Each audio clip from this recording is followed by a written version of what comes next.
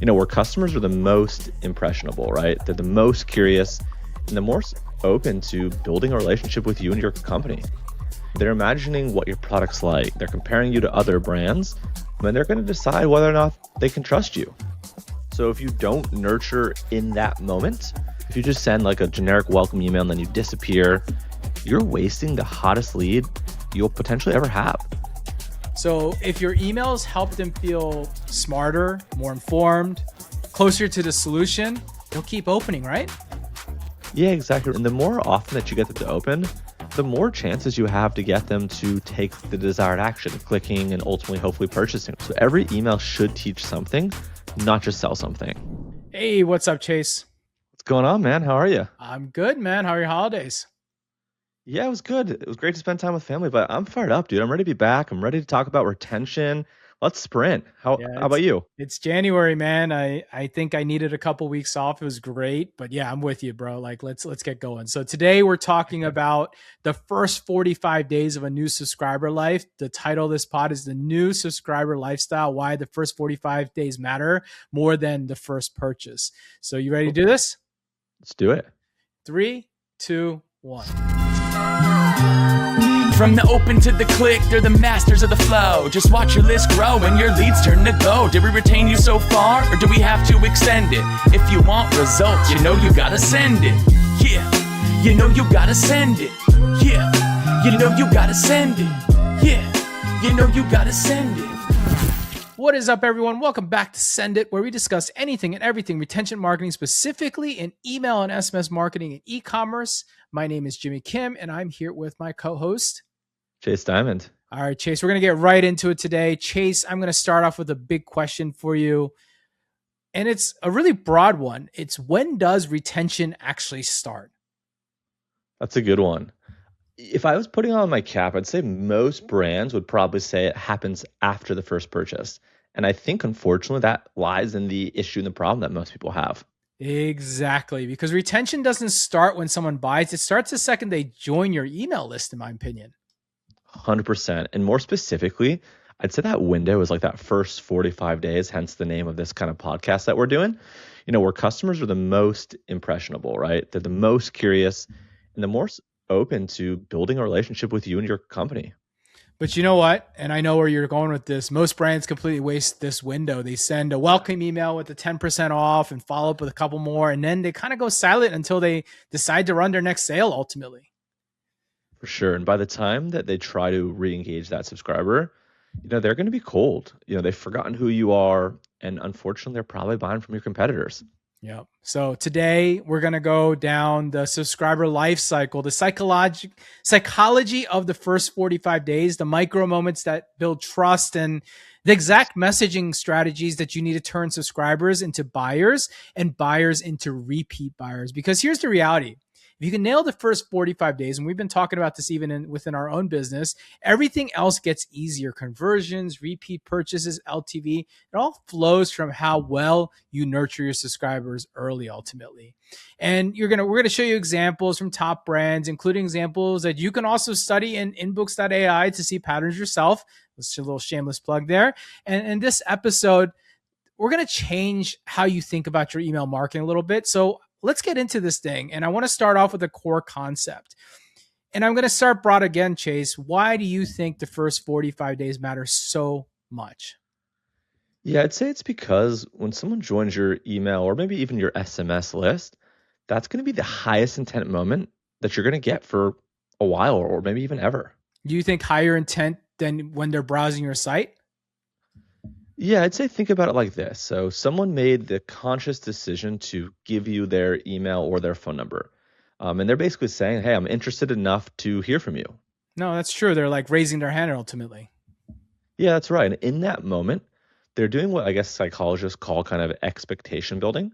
They're imagining what your product's like. They're comparing you to other brands, and they're going to decide whether or not they can trust you. So if you don't nurture in that moment, if you just send like a generic welcome email and then you disappear, you're wasting the hottest lead you'll potentially ever have. Because after this kind of really core 45-day window that we're talking about, if they haven't bought, their expectations shift, right? They go from, I'm really excited to learn about this company, to, I don't really know if I need this. Yeah, no, that's definitely a shift change that is Yeah. occurring, and most brands are buyer first. They only care when the people who have purchased, right? Right. And maybe their flows for kind of post purchase are great, but often their pre purchase flows are very subpar. Yeah, and if you were to ask me what brands are winning right now, I think they're subscriber first. They invest heavily into Yeah. nurturing people before they buy ultimately. Yeah, and that's because they often understand that the longer someone's on your list without buying, the less likely they are to ever buy. You got any stats on that you've looked up? Yeah, I'm trying to recall exactly from memory, but like if someone doesn't buy within like that first 30-ish to 45-day window, the likelihood of their conversion happening, like the probability drops significantly, right? Like we're talking, I think it was something in the ballpark of like maybe 15 to 20% chance, all the way down to like a 3 to 5-ish% chance. So basically, you're telling me in a 45-day window to convert them. After that, they're basically zombie subscribers. Yeah, I think that's a good way to look at it, right? And these zombie subscribers, unfortunately, they're going to hurt your deliverability and dilute your metrics. So, what do you think the top brands are doing the first 45 days that everyone else isn't? I think the really overwhelming thing that they're doing across the board is they're building kind of like an identity connection. They're not just pitching products. Okay, okay. What does that mean, Chase? Yeah, so to elaborate, so essentially what it means is they're helping subscribers see themselves as part of the brand's world, right? So they're basically saying, if you're this type of person, if you do this type of thing, if you want this type of thing, if you have these types of belief, we're that brand for you. Okay, give me an example of this. This is interesting. So I'd say like kind of probably one of the most commonly known and well executed ones would be someone like a Patagonia, right? So I'd say like their emails really aren't focused about selling, let's say, jackets or kind of outdoor apparel necessarily. They're really more focused on like environmental kind of activism, outdoor culture, and really around living kind of alignment with what you believe in your values. Yeah, so basically, you're not looking to. By the time you're ready to buy a jacket, you're not buying a product. You're basically buying an identity, right?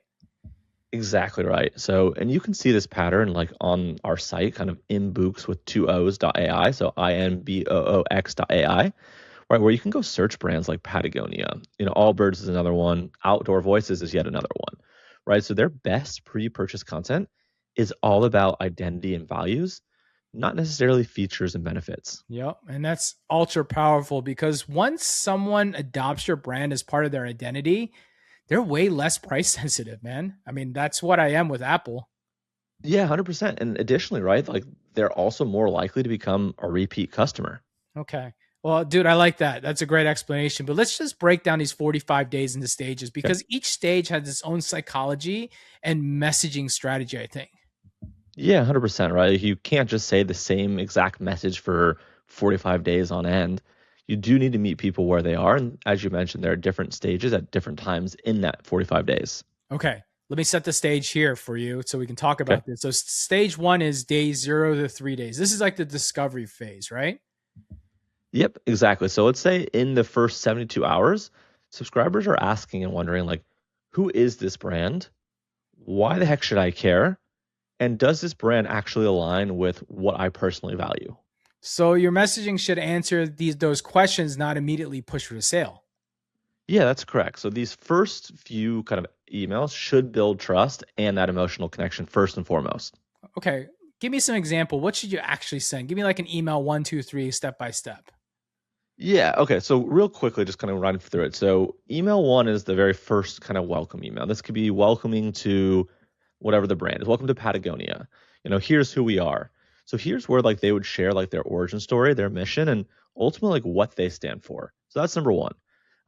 Number two would be around like expectation setting. So, something as simple as like, here's what to expect from us. So you can tell them how often you email, right? So for our personal newsletters, right, we're emailing daily, what kind of content they're going to get and why they need and should stay subscribed. And then like a third email, I think you asked about three of them, would be something around like social proof. So join 50,000 happy customers. So really show them that they're making a good decision by being here. And again, as you kind of referenced and as I kind of explained, None of these really do hard sell, right? They're really more focused on building the foundational, building blocks. And if you lead with like a here's 10% off buy now, you're more often than not training them to only care about discounts. No, that makes a ton of sense, especially the psychology you kind of mentioned. Like sending in that email, that first email is so crucial, important because most people are going to open it. And Yeah. you might as well take advantage of it when you have their biggest attention to start Yeah. really laying down the foundation, which leads us to stage two, which I would say day 30 to 10 roughly. This Okay. is like the problem awareness phase, right? So now the subscribers are asking, can this product actually solve the problem that I have? So your job is to create what we call micro wins at this point, in my opinion. Hey, it's Chase. Got 30 quick seconds? We built something specifically for you. Jimmy and I together have over 20 years of combined experience in email marketing, and we finally put everything together in one place. And it's called Ecom Certified. I know it's fancy, but it's going to be great. Whether you're brand new or running campaigns for 7, 8, 9-figure brands, it covers it all. Deliverability, AI, copywriting, design, strategy, SMS, literally everything. Has over 175 total modules, totaling 25 plus hours of content. It even has quizzes, a community, and you're going to get a real certification. It's way better than college, right? Don't tell your professor that, but it is. And we've designed it to take you from beginner to certified expert. We're talking about the kind of marketer who actually moves the needle and drives real revenue. Check it out at ecomemailcertified.com. And now back to the pod. Can you elaborate on what you mean by that? Yeah, it's like small moments of value that make subscribers feel like they've gained something even before they buy.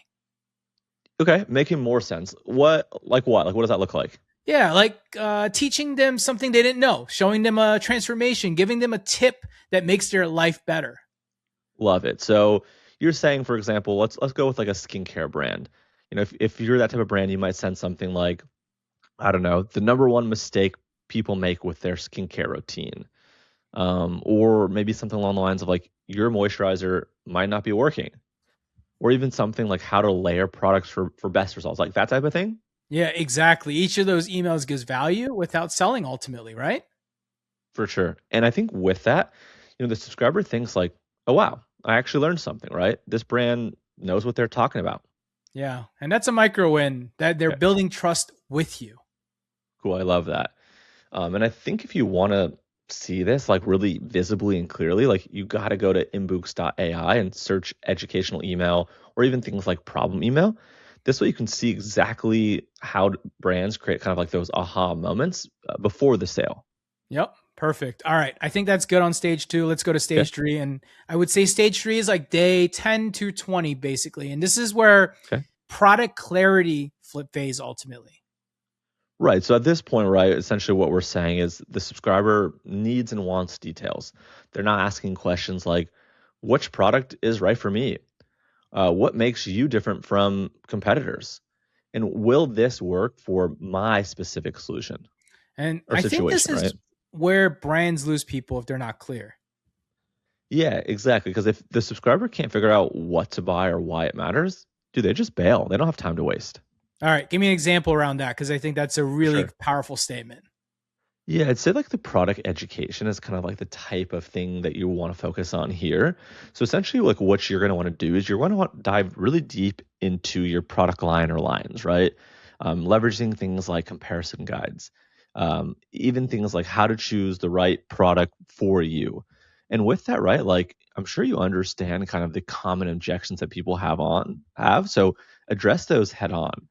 Maybe if you're an expensive product and you're premium, explain why, right? Like our products cost more and here's why it's worth it. No, and a good one I saw recently was someone who leaned into the fact that they're a new product. They're like, hey, we're new, but here's 10,000 people who already trust us. I love it, right? And with that, just don't be afraid to show like side by side comparisons, like our product versus competitor.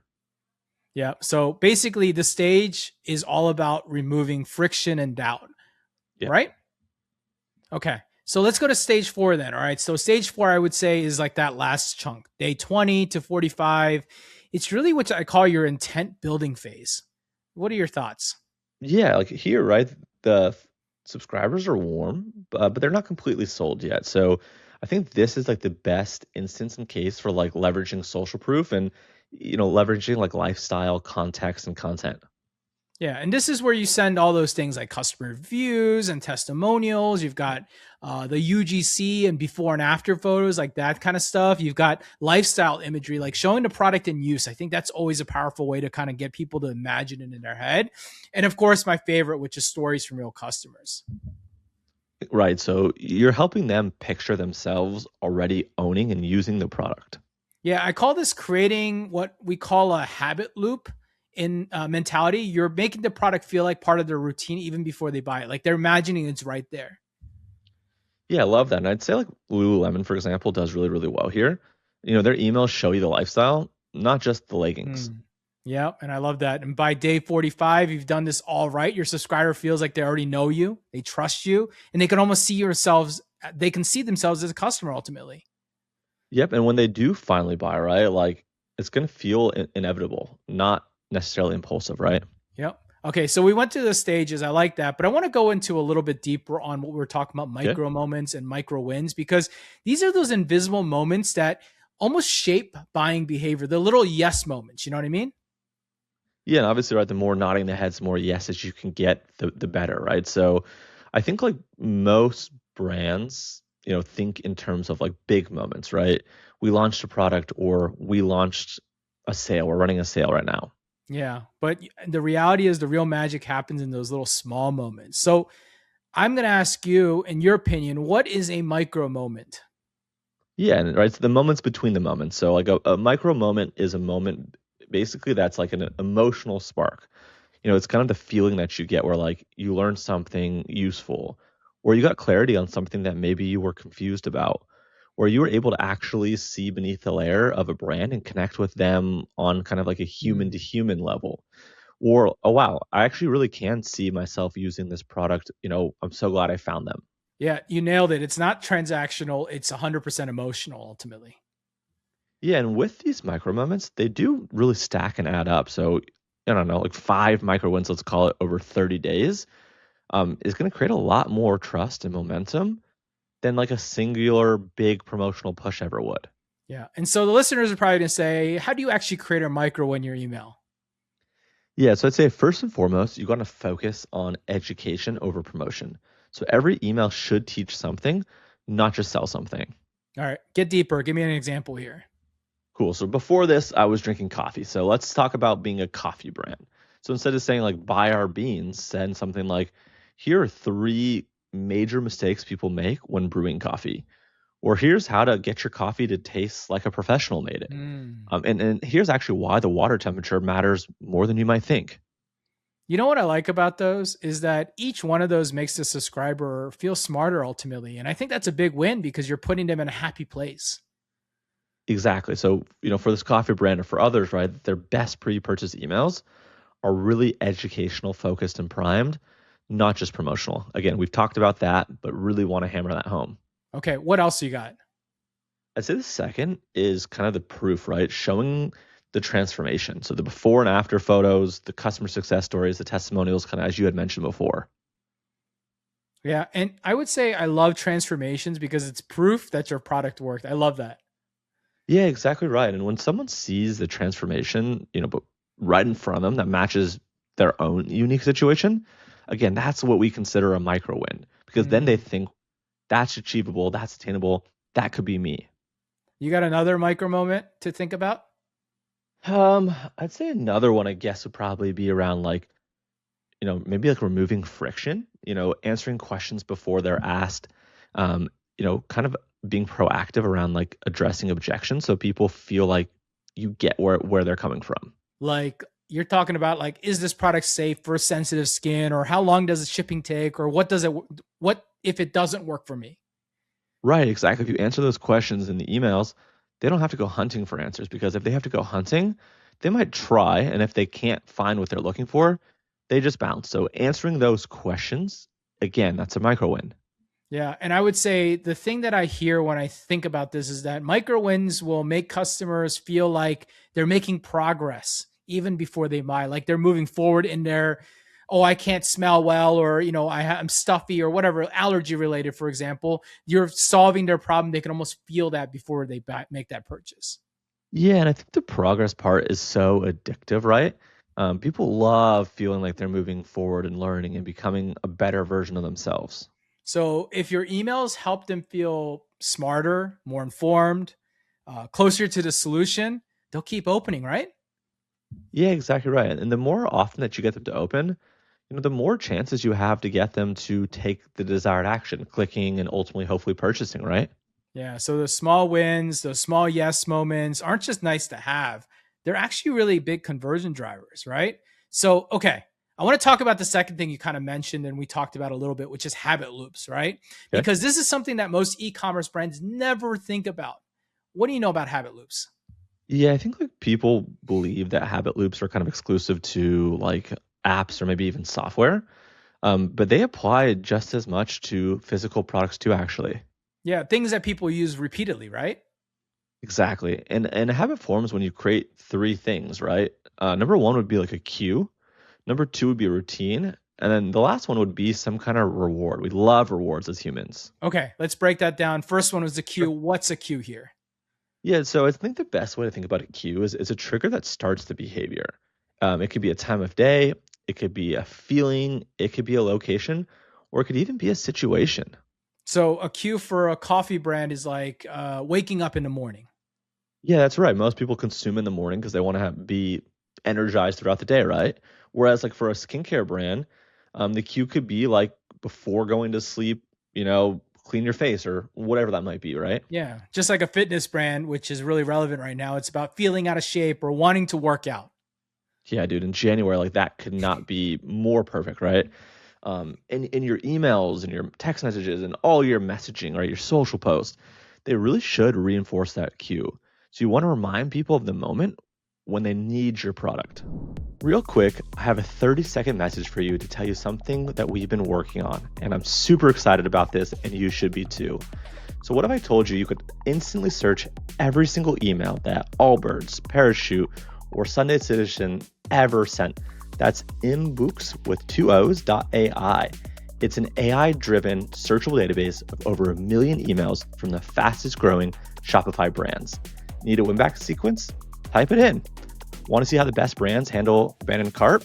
Type it in, it's there. Looking for a holiday promotion idea? Done, we've got you covered.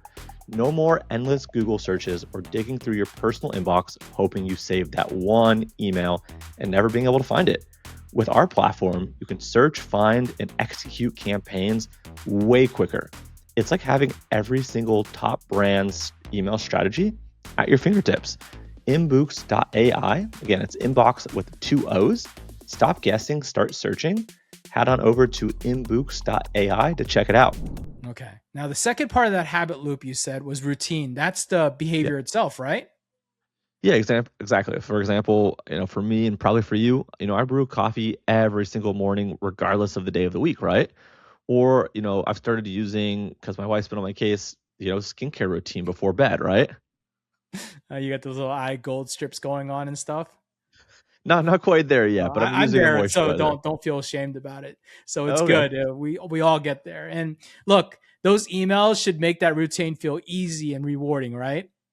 Exactly. Just show how simple it is, how good it feels, and how it solves this daily friction point that you're probably facing. All right, so let's talk about feeling good, the reward, the payoff, right? That was your third one. Yeah, so for coffee, right? Like the reward is I feel energized and ready to conquer my day. Yeah, and for skincare, my skin looks better, right? Yeah, and going back to the fitness one that you kind of alluded to, it's I feel strong and I feel like I accomplished something. Yeah, simple, man. And those emails should constantly reinforce those reward and show that transformation, show the Yeah, benefit, and show them what life looks like with your product. I really like that idea. for sure. So I think like the big thing that people are probably wondering right now is like, so how do we actually build habits through kind of this email, SMS type stuff? Okay, so here's what I would do. I'd paint a picture of the routine, show the subscriber what their life looks like when they're using your product constantly. Exactly. So, kind of on theme, if you're a supplement brand, right? What your morning routine looks like with X, Y, and Z product. Yeah, or a fitness brand, your 20-minute daily workout routine that actually sticks. Like it's so simple like that. 100%. And then the second part is like making it feel kind of inevitable. So like this routine is already part of their life. They just need the product to actually complete it and finish it. Yeah, so I love this. So you're not just saying you should do this, you're saying this is what people like you already do, right? Yes. So if you tap into the identity, not the willpower, it's so much easier. Okay, you got a third one here? Yeah, I'd say sure. The third one would be like showing off kind of like the long-term payoff, right? Mm. Not just like, hey, you're going to feel good today immediately, but here's what happens after 30 days, 90 days, 6 months, a year. Yeah, because the truth is habits are built on delayed gratification, right? Exactly right. You work out once, it's not going to mean anything, but if you work out consistently, right, you're basically showing them the future version of themselves that consistently uses your product. And just a little plug here, if you want to see some of these, go check out inbooks.ai, link in the show notes and all that good stuff. But anyways, Chase, continue on. Sorry. I had to Yeah, plug no that. worries.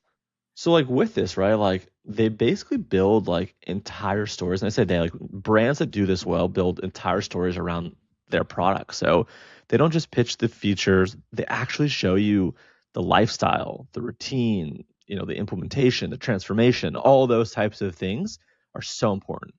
Dude, it's like behavior design disguised as email marketing. Yeah, and that's why it works so well, is because when you create like this mental habit loop, the product becomes part of their routine and part of that identity. And once it's part of their identity, they become dependent and reliant on your product. So they often become a customer, I want to say for life, but a customer for a very long time. All right. Dude, this is great. Let's continue on. Let's shift Okay. gears here. We've talked about the 45 days before someone buys. Let's talk about Okay. that repeat trigger window after they buy. Yeah, and with this, like this really is like one of the most powerful retention levers. And most brands just completely miss it entirely. Okay. What is a repeat trigger window? Let's explain that.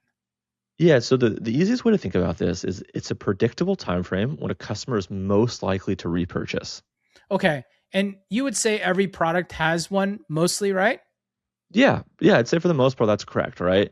And it does vary depending on product category. They're not one size fits all. So, a couple examples, like a consumable, right? Like a supplement, for example, or maybe even coffee. Depending on how much they're buying, it's like a 20, 30-ish day consumption cycle, right? Whereas beauty and skincare, again, depends on how often you use it and how much you're purchasing, but 30, 45, 60-day windows thereabouts. Pet food, again, maybe 30 to 45 days. Apparel could be something like 60 to 90-ish days. And then kind of more durable goods could be like, I don't know, half of a year to a year potentially. Okay. So all this is really telling me is that it really depends on your product's repurchase cycle, and you probably only know that based on your own data. Exactly. And then messaging your folks basically before that window collapses and closes. So simple. So, what do you think as you explain all this? What's the biggest mistake that brands are making with repeat trigger windows? I think one of them would be they're either messaging too late and of that way too late, or two, like they're just not messaging it at all. Yeah. So, how late we talking here? What do you think? Yeah, so for an example, like if we're talking about like a repeat purchase window that's 30 days, and you send a replenishment email at 45 days, you've lost them, right? Like they needed something 15 plus days ago. If you're not hitting them with it, they're maybe trying someone new. Yeah, they've gone to a competitor or they've really forgotten about you, I bet. Yeah, that's right. Because by that 45 days, they're gone. All right. All right. Your replenishment email is just noise now. It doesn't matter. So, when should you send this message? Yeah, you got to test this, but more often than not, you want to message like 5 to 7-ish days before the expected kind of repeat purchase window. Because if someone typically orders at day 30, message them at day 23 to day 25 because they might kind of snooze your email for a few days. They might miss the one at day 23, but see the one at day 25. They could be traveling. No, that makes sense. Top of mind, right? You're basically there as they're running out if they're using your product. Which really kind of stems to like being proactive versus reactive. Okay. Break that down for me real quick. Proactive versus reactive. I like that. Yeah, so just like it kind of sounds. So reactive, right, starting there, is you basically wait until someone hasn't bought in 90 days and then you send them a win back email, maybe with a discount. The desperate marketing, right? Yeah, that's Desperate right. marketing. Yeah, exactly. And We're on the kind of the flip side, more proactive retention is sending the right message at the right time before the customer maybe even realizes that they need to reorder. Okay. I love this. Let's give the listeners an example of how this might work. Okay, so let's talk about like supplements, right? I think that's like an easy one to visualize. So let's say it's a 30-day window there. On day 20, you could be saying something like, "Hey, you've been using this product for a couple weeks now. You've been using it for almost 3 weeks. Here's what you might notice, or here's what you should notice." Day 25 could be something like, "Hey, just a quick heads up. It's almost time to restock. Don't let your routine break." Right? That's so powerful. Like you're in this routine, don't let it break, right? You've already done this for 25 days. Don't end it now. And then day 28 could be something like, if they still haven't purchased, your product's running low. It's time to reorder right now. Yeah, I like this. So educating, reminding, then nudging. That's basically your email sequence that you have, right? Yeah, bingo, right? Where each message here reinforces that habit loop that we talked about earlier. Okay. Well, let's talk about what patterns do you see with this? Like, there's got to be patterns you're seeing along the way, right? Yeah, so I think sending like usage reminders is so important, not just focusing on sales pitches. So here's how to maximize our product. Or are you getting the most out of our product, or whatever that product looks like? So you're almost adding value while you're planting a repurchase seed. That's the way you think about it, right? Yep. And then also too, like maybe even pair products here, right? So since you brought product A, you're gonna love complementary product B. Cross selling at the right moment. That's exactly what that is right there. Yep. And with this, right, like using kind of the scarcity wisely. So something like, hey, your reorder window's open, lock in that next shipment, right? Okay. Helpful, not pushy at all. Yeah. And the reason is because it is helpful, right? You're reminding them before they run out, which ends up being like good, appreciative customer service. Okay. I already know people are thinking about this, but like, how do brands actually calculate the repeat trigger window ultimately? Yeah, and I think this is going to probably be like an oversimplification, but like I'd say pull like a cohort analysis. So look at customers who bought more than once and look at the time and measure the time between those purchases. Okay. You would do this where in your ESP ultimately? Yeah, so Omnisend, which is our ESP of choice, and thankfully they're, someone that I use, you use, etc. You can use and run a report showing the average time between orders. So that will be essentially your baseline. Hey, quick 60-second break to shout out our title sponsor, Omnisend. If you don't know them, Omnisend is an all-in-one email and SMS platform built specifically for e-commerce. They've trusted by over 155,000 merchants with a 4.8 rating star on Shopify's marketplace with over 2,800 plus reviews. People love using them. Their support is incredible, responsive team, great help docs, and they actually show up when you need them. Third, look, everyone loves saving a buck. They've got great features and great pricing. Listen, I've heard this inside the community that someone actually dropped their bill by almost 50% and then included their SMS costs, which is absolutely wild. Another agency that we talked to shifted all his clients over when he discovered that he can save them 30 to 60% off of their actual monthly bill. And they're taking that money now, reinvesting into ads, and that real money is going to come back into your pocket too because you're helping them out or whatever it might be. With all this, I literally just helped Chase migrate his personal list to Omnisend not too long ago. It was super easy. They got team, they have an automated solution. It's really great. So if you're looking to scale your email and SMS game, check out omnisend.com/send it. Tell them Chase and Jimmy sent you. Now back to your pod. And then you build like a replenishment flow around that timeline, right? Yeah, correct. And you obviously have to test, right? If the average is, let's say, 30 days, send at day 25, day 28, etc. Yep. I love this. It's data-driven retention. I think this is something that the world is leaning towards this year and into the future because, well, if we have the data, we might as well use it. All right, Chase, let's bring this together because we've covered a lot here today. Yeah, we have gone through a lot. So we talked about like the 45-day life cycle. We talked about micro moments, habit loops, and kind of the repeat trigger windows. So let's talk about how this all fits together in one cohesive strategy. Tell me the big picture. Yeah, so the big picture is as follows. So when you combine, the micro wins, the micro moments, the habit loops, and the repeat trigger windows, you create kind of this life cycle that builds momentum, doesn't just apply like unnecessary pressure. Okay, explain that a little bit more. What do you mean by that? Yeah, so in really simple words, it basically means that you're going to guide someone through a journey where every email really truly feels helpful, not salesy. So they're not thinking, another sales email, but they're thinking, oh, a brand that actually cares about me. Yeah, that's right. And that shift, I think, in perception is what turns kind of your everyday average subscriber into buyers, and those buyers that are going to repeat buy. Okay, so you said something earlier that I loved. You're guiding them through a movie where they're like the main character. Yeah, and because that's what great life cycle marketing is. The subscriber is the focus. They are the hero, and your product and your company is the guide. So each email moves the story forward in this type of marketing. Yeah, and you're not interrupting their story with ads. You're helping them become the person they want to be. And when you think about that, dude, that is so much more powerful than any single type of discount or promotion ever could be. Okay, so what happens when you see a brand do this really well? Yeah, I'd say kind of four primary things. Number one is they send fewer discounts because they're building value, not discount dependency.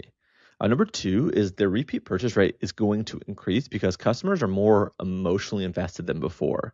Number three would be like their lifetime value is going to scale a lot more predictably because retention becomes more systematic, not kind of random and sporadic. And then the last one I'd say, number four, would be like the email revenue or kind of SMS retention revenue inherently is going to grow because subscribers actually want to hear from you. They actually want to hear from your brand. And all that starts with treating customers or subscribers like future customers, just not another email address. Okay, I love where we got with this.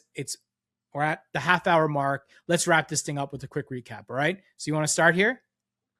Yeah, the first 45 days of a subscriber's journey matter way more than the first purchase.